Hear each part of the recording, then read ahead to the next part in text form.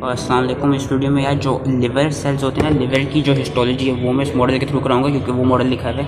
अब होता है कि जो ये इन्होंने दिखाए हुए सारे ये hexagonal, these are your hepatic lobules. इन हेपेटिक लोब्यूल्स के अंदर जो हेपेटोसाइट्स होते हैं वो रेडियली अरेंज्ड हुए होते हैं। ये जो इन्होंने सारे दिखाए हुए दीज आर योर हेपेटोसाइट्स जो कि रेडियली अरेंज्ड हुए हैं इनके अंदर। एंड होता है कि हम देख सकते हैं कि जो हेपेटिक लोब्यूल्स हैं इनकी सेंट्रल में एक वेन होगी जिसका नाम होता है सेंट्रल वेन। इन्होंने इस तरह कट करके भी दिखाई हुई सेंट्रल वेन होती है। और इनकी पेरिफेरी में क्या होता है, पेरिफेरी में इनके होते हैं ये पोर्टल ट्रायड। पोर्टल ट्रायड क्या है कि यहाँ पे हेपेटिक पोर्टल वेन आ रही है, जो ब्लू में हेपेटिक आर्टरी आ रही है जो रेड में, और जो ग्रीन में ये बाइल डक्ट आ रहा है। तो ये पोर्टल ट्रायड है। होता क्या है इसमें जो आपके हेपेटिक लोब्यूल है उसको मैं भी समझाता हूँ कि उन्होंने लोब्यूल को 3 चीज़ों में डिवाइड किए हुए। एक है क्लासिकल हेपेटिक लोब्यूल। जो क्लासिकल हेपेटिक लोब्यूल है वो बेसिकली उन्होंने ये बताया हुआ है कि ये जो एक स्ट्रक्चर है, एक hexagonal structure, this is your classic hepatic lobule. और ये क्लासिक हेपेटिक लोब्यूल कैसे कि इसमें होगा कि हर पोर्टल ट्रायड से, क्योंकि पोर्टल ट्रायड में हेपेटिक पोर्टल वेन है, हेपेटिक आर्टरी है, तो हेपेटिक आर्टरी और पोर्टल वेन का होगा क्या कि वो जो ब्लड आ रहा होगा ना उसमें लिवर में, अब वो पोर्टल वेन और हेपेटिक पोर्टल आर्टरी जाएगी यहाँ से ब्लड्स को ड्रेन करेगी सेंट्रल वेन में। फिर वो जो सेंट्रल वेन होगी, सेंट्रल वेन से ब्लड चला जाएगा इंफीरियर वेना केवा में, जहाँ से वो फिर आपको ये कहते हैं सिस्टेमिक सर्कुलेशन में चला जाता है। तो होता क्या है कि इन्होंने ये देखा है कि hepatic portal vein, hepatic artery जो ब्लड ला रही होती है ना लिवर को, अब हेपेटिक पोर्टल वेन न्यूट्रिएंट्स लाएगी, वो भी फिर अपना ब्लड को ड्रेन करेगी सेंट्रल वेन में। होगी जब वो यहाँ से यहाँ तक जाएगी इन जगहों से, तो वो अपने जो हेपेटोसाइट्स यहाँ पे सामने उनको अपने न्यूट्रिएंट्स दे रही होगी। वेरस जो कॉमन हेपेटिक आर्टरी है, ये जो कॉमन हेपेटिक आर्टरी दिखाई हुई, ये क्या करेगी, ये अपना जो ऑक्सीजन रिच ब्लड है इसको फिर लेके जाएगी यहाँ सेंट्रल वेन तक। फिर सेंट्रल वेन से जो ब्लड है वो फिर through inferior vena cava drain हो जाएगा। और ये इन्होंने आगे दिखाया हुआ है जो आपकी hepatic portal vein, hepatic artery and bile duct, ये इन्होंने पोर्टल ट्रायड दिखाया हुआ है, ये सेंट्रल वेन दिखाई हुई, एक तरफ से एक क्वार्टर दिखाया हुआ है एक हेपेटिक लोब्यूल का। और उन्होंने ये दिखाया हुआ है कि ये जो बीच में बन रही है ना, दीज आर जो हेपेटिक साइनोसॉइड्स, ये हेपेटिक साइनोसॉइड्स हैं। अब और चीज़ याद रखनी, एक चीज़ होती है हेपेटिक साइनोसॉइड्स जो कि हैं, और एक चीज़ होती है आपकी पेरीसाइनोसॉइडल स्पेस। जो ये है ये साइनोसॉइडल है, पेरीसाइनोसॉइडल स्पेस की होती है कि अगर वो पेज की समझ में आ रहा हो, साइनोसॉइड्स और हेपेटिक लोब्यूल्स इनके दरमियान ये जो स्पेस बनी है जो मैं पेंसिल से दिखा रहा हूँ, ये जो लाइनिंग बन रही है, दिस इज जो पेरीसाइनोसॉइडल स्पेस, इसका नाम होता है स्पेस ऑफ डिसी।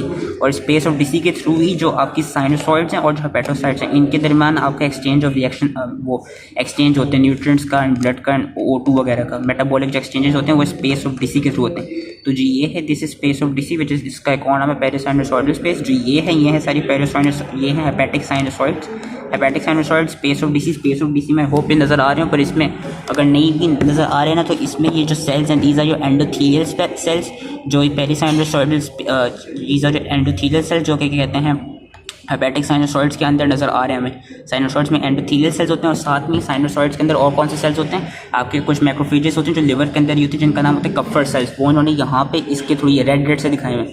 ये इन्होंने एक दिखाई हुई, ये साइनोसॉइड है जो हेपेटिक पोर्टल वेन से और हेपेटिक आर्टरी से आके बना साइनोसॉइड में दिखा हुआ है। ये जो रेड है दीज आर जो कप्फर सेल्स का काम है कि वो फेगोसाइटोसिस कराते हैं। और साथ ही इसके अंदर क्या होता है, क्योंकि कैपिलरीज हैं साइनोसॉइड तो इनमें एंडोथेलियल सेल्स भी होते हैं। साइनोसॉइड्स और हेपेटोसाइट्स के दरमियान फिर से मैं रिपीट कर रहा हूँ, जो स्पेस बनती है इस स्पेस का नाम होता है space of Disse which is also known as perisinusoidal space.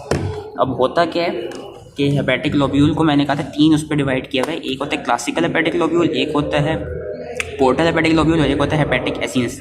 Classical hepatic lobule क्या है, बेसिकली ये चीज़ क्लासिकल हेपेटिक लोब्यूल जो चीज़ मैं समझा रहा था कि ये जो हेपेटिक पोर्टल वेन और हेपेटिक आर्टरी से जो ब्लड आएगा वो फिर इस तरह इन साइनोसॉइडल स्पेसेस के थ्रू जाके ड्रेन हो जाएगा सेंट्रल वेन में। ये सेंट्रल वेन होती है यहाँ पे, सेंट्रल वेन में ड्रेन हो जाएगा, सेंट्रल वेन के थ्रू वो चला जाएगा उसमें इंफीरियर वेना केवा में। एक होता है पोर्टल लोब्यूल, पोर्टल लोब्यूल जिन्होंने ट्राइंगल में दिखाया हुआ है, this is your portal lobule. Portal lobule का काम क्या है कि पोर्टल लोब्यूल बेसिकली जो बाइल होती है, क्योंकि हम देखेंगे जो बाइल की जो ट्रांसपोर्ट होती है वो compare to blood opposite direction में होती है। बाइल की होती है कि बाइल की यहाँ सेंट्रल से शुरू होती है और पेरिफेरी में जाती है। पेरिफेरी में वो कैसे जाती है, होता है कि ये 3 जगहों से सेंट्रल वेन्स दिखाई हुई, ये एक जो दिखाया हुआ है ये पोर्टल लोब्यूल दिखाया हुआ है। इसमें बेसिकली हो क्या रहा है, आपके जो हेपेटोसाइट्स होंगे ना, इसमें होप इजी नज़र आ रहे हो, ये बीच में जो ग्रीन डॉट्स हैं आई होप इजी नज़र आ रहे हो, ये ग्रीन डॉट्स ही बेसिकली बाइल कैनालिकुलाइज होती है। होता क्या है कि आपकी जो हर हेपेटोसाइट के साथ बाइल कैनालिकुलाई प्रेजेंट होती है, हर हेपेटोसाइट के अंदर बाइल कैनालिकुलाई प्रेजेंट होती है, क्योंकि लिवर का काम भी होता है कि लिवर बाइल को सिक्रीट कराता है। और यही इसकी जो कहते हैं वो है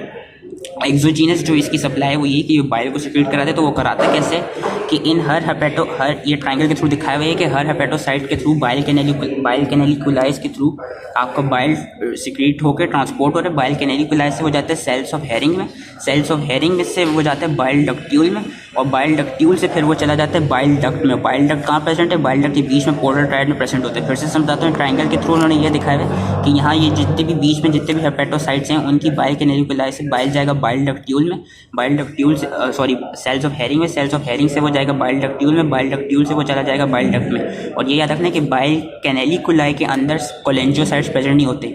बाइल कैनालिकुलाई के बाद जब वो सेल्स ऑफ हेरिंग में जाता है और सेल्स ऑफ हेरिंग से आगे होता है आगे कोलेंजियोसाइट प्रेजेंट होते हैं। कोलेंजियोसाइट से होते हैं वो सिंपल क्यूबॉइडल सेल्स होते हैं। यहाँ पे इन्होंने वो जो पोर्टल लोब्यूल उसको एक तरफ से दिखाया है कि ये बाइल की सिक्रीशन हो रही है। ये इस तरह बाइल कैनालिकुलाई से सेल्स ऑफ हेरिंग में आया, फिर वो बाइल डक्ट्यूल्स के थ्रू आगे जाके चला गया इसमें ग्रीन ग्रीन चीज़ में बाइल डक्ट में। और ये जो इन्होंने यहाँ पे होप अगेन नज़र आई नो सही से नज़र नहीं आती, लेकिन जो ये चीज़ है ना ये सिंपल ये सर इसमें नज़र नहीं आ रही सही से, पर ये सिंपल क्यूबॉइडल सेल्स जो यहाँ पे ये बेसिकली कोलेंजियोसाइट्स है जिनके थ्रू फिर बाइल डक्ट में चला जाएगा bile.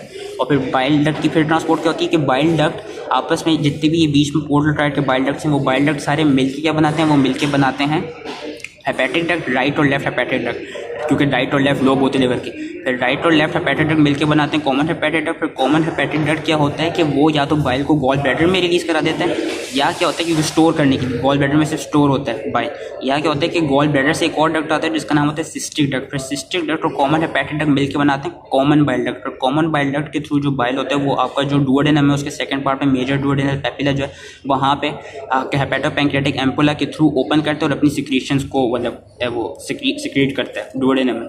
So that was the portal lobule. जो ये वाला है ना ये जो ओवल शेप दिखाया हुआ है दिस इज हेपेटिक एसिनस।